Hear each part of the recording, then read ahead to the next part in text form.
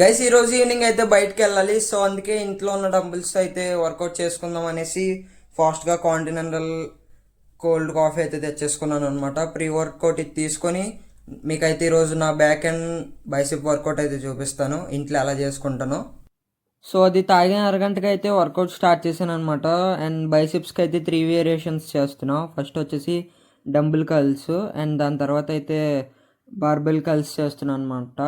And వర్కౌట్కి ముందు caffeine తీసుకోవడం వల్ల మనకి ఇన్స్టెంట్గా అయితే బూస్ట్ ఇస్తుంది.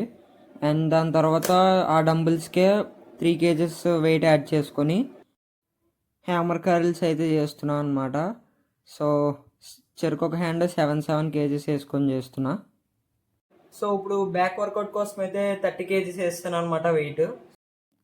ఫస్ట్ వేరియేషన్ లాగా బ్యాక్ అయితే బెంట్ ఓవర్ బార్బెల్ రో అయితే చేస్తున్నాను అనమాట. సో ఇది ల్యాట్స్ని ఇంకా ప్రైమరీ మజిల్స్ని అయితే టార్గెట్ చేస్తుంది.